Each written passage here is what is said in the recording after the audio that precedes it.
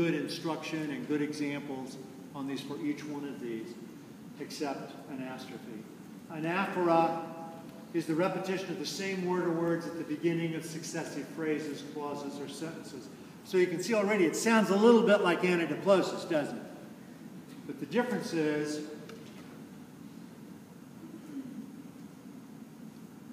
slowly and grimly they advanced, not knowing what lay ahead, not knowing what they would find at the top of the hill, not knowing that they were so near to Disneyland. What's repeated? Not knowing. That's what makes it anaphora. Will he read the book? Will he learn what it has to teach him? Will he live according to what he has learned? What makes this anaphora? Will he? Will he? Will he?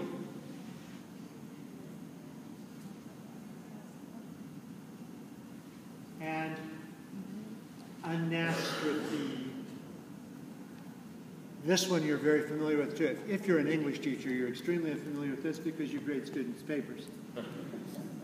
Anastrophe is a departure from normal word order for the sake of emphasis. The students' papers don't do it for that reason. So it's like yoga. Thank you. You stole my line. When I teach this, I usually teach this when I teach Shakespeare, and I talk about Yoda talk, and we talk about all the lines from Yoda that we could use, and then we start looking at Shakespeare. So you had a question? No, I'm just going to make a comment. What I tell the kids with anastrophe is if you speak like Yoda, people think you're an ass. Finish off the word, but it helps them because they can't remember all the terms. Anastrophe. Yeah, I like that. Good job. Glistens the dew upon the morning grass. It's always poetic to use anastrophe. We don't say glistens the dew, we say the dew glistens. Troubles, everybody's got. Rather than everybody's got troubles. Or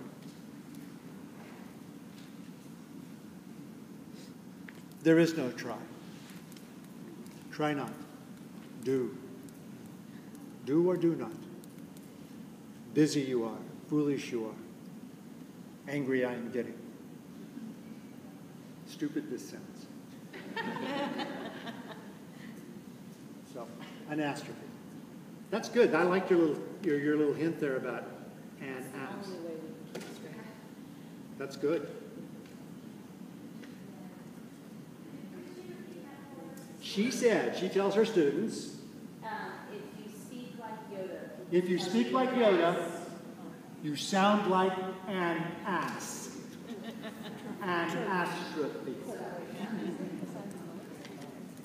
Now, it wouldn't hurt, too, for a little, if you want to teach your students something else, because you're going to run into it when they read Antigone. Strophe is part of anastrophe. Strophe means to turn, because the chorus would dance until they finished one stanza, then they'd go the other way, and that was the antistrophe or antistrophe.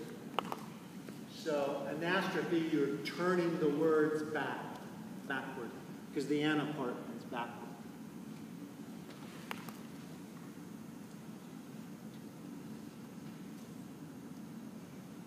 Antithesis.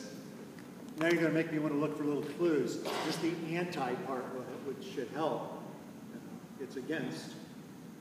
So, antithesis establishes a clear contrasting relationship between two ideas by joining them together or juxtaposing them, often in parallel structure. Human beings are inveterate systemizers and categorizers, so the mind has a natural love for antithesis, which creates a definite and systematic relationship between ideas. To err is human, to forgive divine. To err is human establishes the human side of this equation. To forgive divine, the divine side. Human is the antithesis of divine. Following that? Anybody know the third line of that one? Persist is devilish.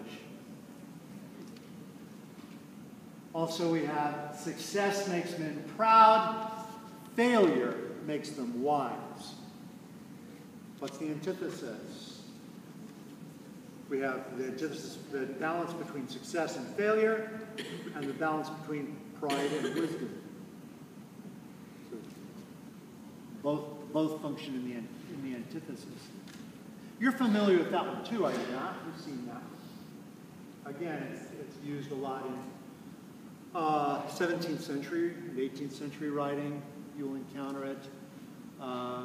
You'll find it in the writings of, especially of the Founding Fathers, Federalist Papers, Jefferson, and the Bible again. There too. Asyndeton, it will help if your students know that the word the word part, a, means without. And sin means together or with. Asyndeton consists of omitting conjunctions between words, phrases, or clauses. In a list of items, asyndeton gives the effect of unpremeditated multiplicity of an extemporaneous rather than a labored account. On his return, he received medals, honors, treasures, titles, fame. That is a simple list, but by dropping the and, there's a greater accumulative effect. And you can see by the way I read that sentence, I'm leading up to an idea, too. A feeling about an idea. If, as in the case we feel responsibility, are ashamed, are frightened at transgressing the voice of conscience, this implies that there is one to whom we are responsible, before whom we are ashamed, whose claims upon us we fear. You can see there are two instances of asyndeton in that sentence. Where you don't use a conjunction where you could use a conjunction. If that's absent, then it's asyndeton. Just the commas functioning. It's asyndeton.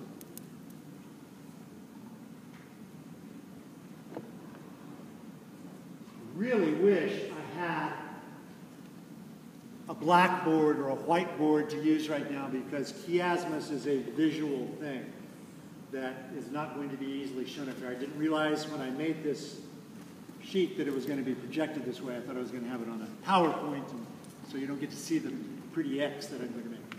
Chiasmus, C-H-I, chi, the Greek letter chi, looks like an X, okay? So if you've got, I see a lot of you are taking notes. If you want to do this, write out, he labors without complaining. Just write that part down. He labors without complaining.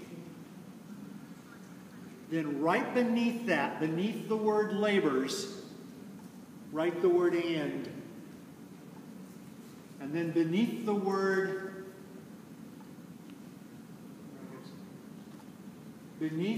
without again. Then beneath the word, I'm sorry, I screwed that up. I have to see it in front of myself, and I don't. He labors without complaining and without bragging rest. You want to put the without bragging rest beneath he labors without complaining. Just if you can do that. Now see if you can draw an X between the verbs. Not an X, draw a line between the verbs, labors and rests. You see it? Can you draw a line between labors and rests? And then draw another line between bragging and complaining.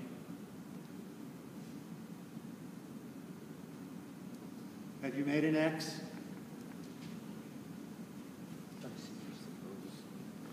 Oh yeah, it's not a pretty X.